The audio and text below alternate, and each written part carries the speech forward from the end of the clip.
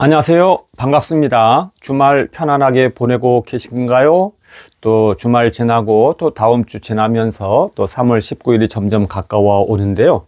3월 19일 공판과 관련해서 반성문을 100장 제출했다 라는 기사가 많이 나왔습니다. 그래서 이 반성문에 대해서 제가 첫 번째로 말씀을 드리고, 그 다음에는 톱스타 뉴스에서 좋은 기사가 많이 나오는데, 톱스타 뉴스에서도 또 강병규 폭로와 관련된 그것이 그대로 나와서 톱스타 뉴스의 어떤 이중성 또는 배신감, 좀 이런 느낌 말씀드리고, 세 번째는 이제 자포스트의 김지한 기자, 전에 제가 칭찬을 해드렸었는데 완전 뒤통수를 세게 맞았다.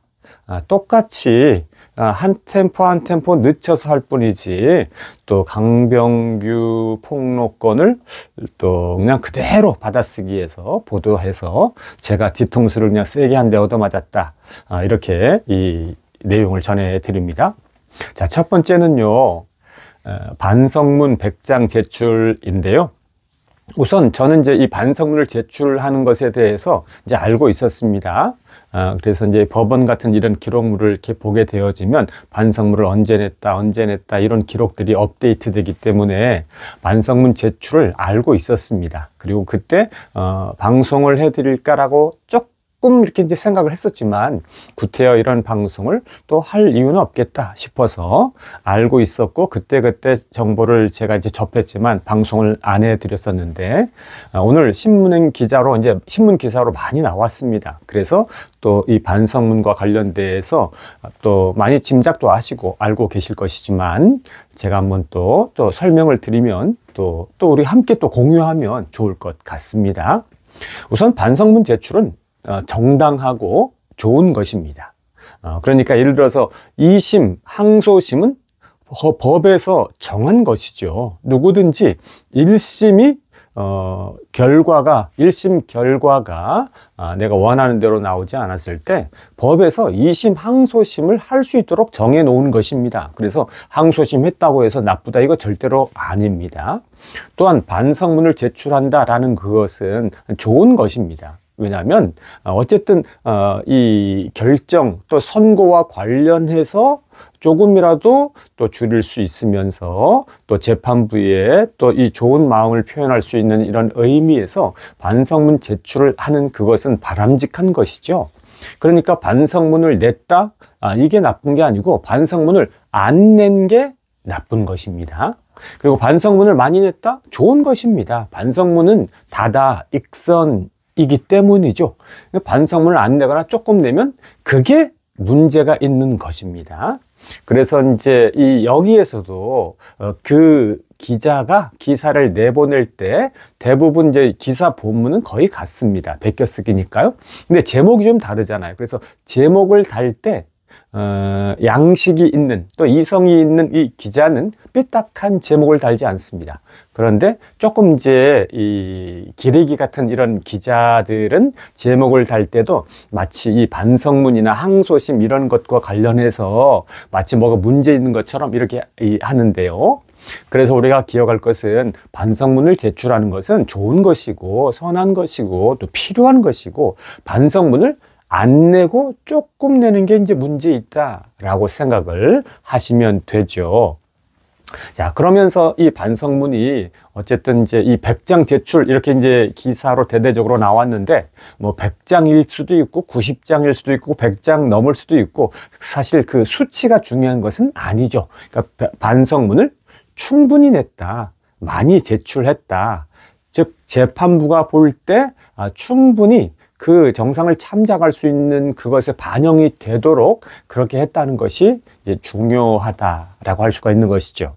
그래서 이것의 결과로 3월 19일에 또 좋은 결과가 나올 수 있기를 바라겠습니다.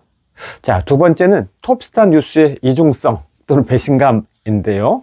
우선 이제 톱스타 뉴스는 우리가 황선용 기자로 인해서 굉장히 좋은 이미지를 가지고 있죠. 그 다음에 이제 김성희 기자도 여러 이제 차트 소식, 한터 차트 이런 소식을 이제 더 전해주면서 또 이미지도 좋은데, 대표적으로 이제 이 황선용 기자로 인해서 톱스타 뉴스 이미지가 좋습니다.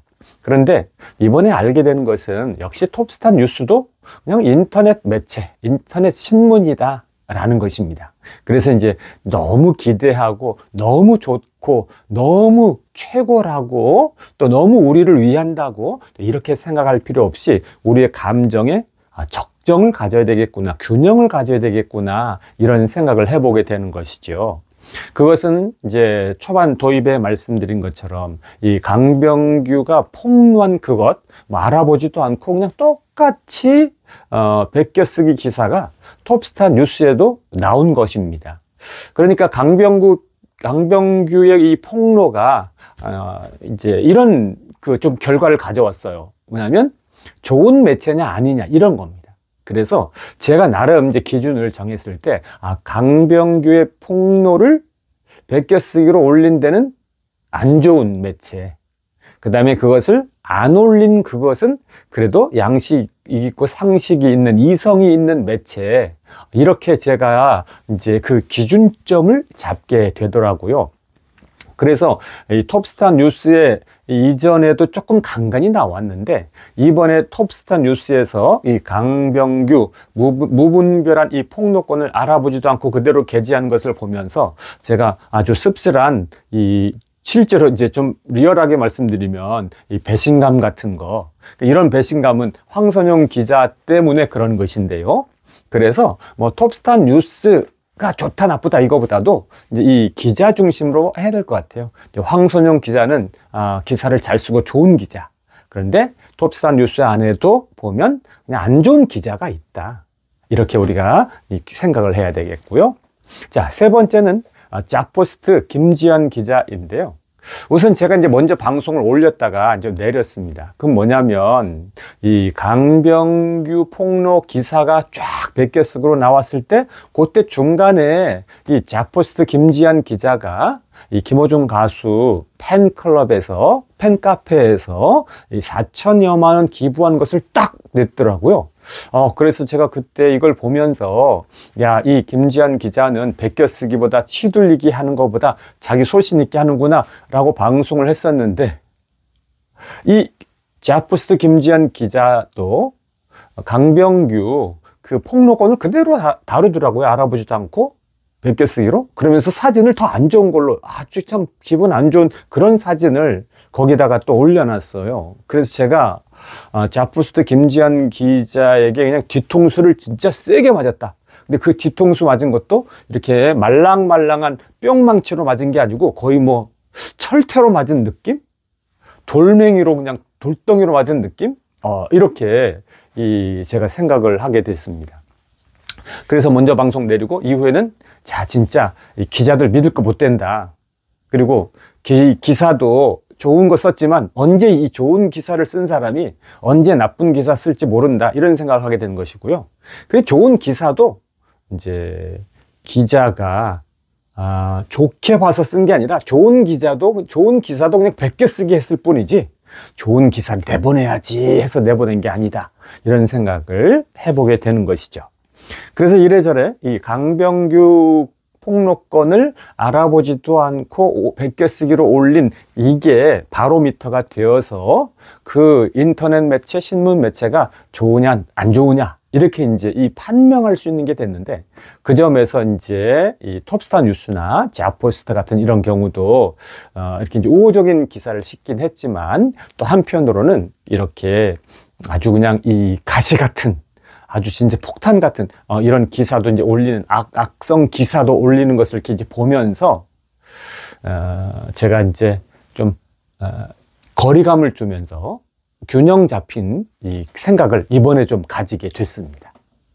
자, 이렇게 해서 제가 반성문 100장 제출건, 톱스타 뉴스의 이중성 또는 배신감 느낀 것, 그리고 짝포스트 김지한 기자가 그냥 뒤통수를 세게 한 방 친 거, 그 그래서 결론은 반성문은 좋은 것이고 선한 것이고, 그다음에 인터넷 매체를 우리가 무조건적으로 신뢰할 필요도 없고 무조건적으로 다 나쁘다고 할 필요 없고, 경우에 따라서 우리가 취사 선택해야 되겠다라는 정리 말씀을 드리면서 방송을 마칩니다. 감사합니다. 고맙습니다.